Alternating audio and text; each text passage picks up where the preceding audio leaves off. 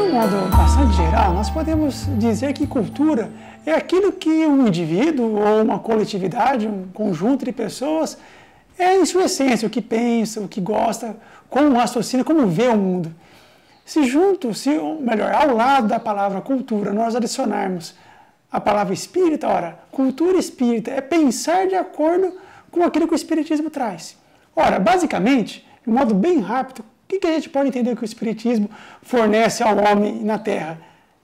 A simples ideia de que a vida não termina no túmulo, e muito menos começa no berço. Então, pensar sobre a vida de uma maneira mais ampliada, enxergando que, sobretudo, que nós somos seres espirituais. E o que quer dizer ser um ser espiritual? É um ser que é independente e que sobrevive à matéria. Isso é a cultura espírita. E, logicamente, há um impacto muito grande dessa cultura espírita em nosso dia a dia. Na cultura humana, aliás, quando nós falamos de cultura espírita e cultura humana, sob certo sentido, nós estamos falando de absolutamente a mesma coisa. Porque nós somos espíritos, assim como os espíritos são pessoas. Você falou que o cidadão é um espírito. Ele é um cidadão para a Terra. Mas aqui ele se prepara para ser um cidadão cósmico, ou não? Existe uma frase de Jesus, eu particularmente gosto bastante dessa frase de Jesus. Aliás, todas as frases de Jesus são muito interessantes. Existe uma em particular que diz que conhecereis a verdade e a verdade vos libertará.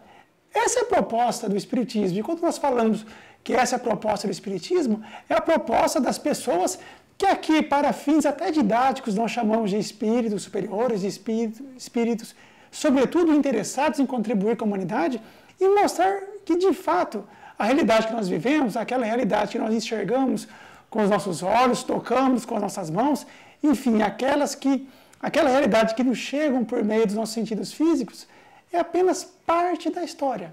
Então, nesse sentido, a proposta espírita visa mostrar ao homem, esclarecer ao homem que essa realidade é muito maior. E, naturalmente, há um impacto moral, um impacto social no dia a dia. O espiritismo não é algo para daqui a 50, 100, 1000 anos, é algo para agora. Então é uma opção pessoal ser espírita? Sem dúvida nenhuma, no sentido que, à medida que essas verdades, que essas ideias são apontadas, esse é o grande diferencial do espiritismo.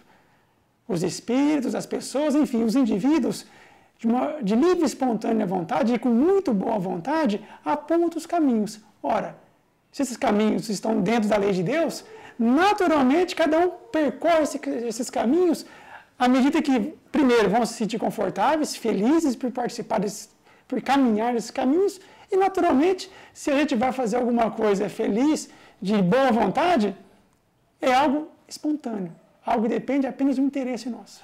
Houve um desvio das ideias de Allan Kardec para a atualidade? Isso seria a mesma coisa que dizer que as leis de Deus, que as leis de natureza foram desviadas. Isso é impossível. O que pode existir, naturalmente, é um processo de interpretação, que isso demanda um tempo. Ninguém aprende a escrever em 5 minutos.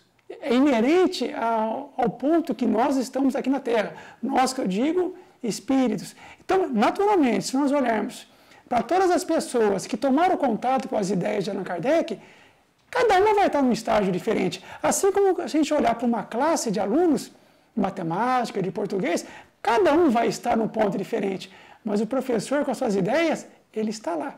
Porque são ideias, são conteúdos, são ensinamentos que, sobretudo, estão na natureza. Ora, se estamos falando sobre a natureza, estamos falando sobre as leis de Deus, que, naturalmente, como já sabemos, são imutáveis. E são imutáveis porque são perfeitas.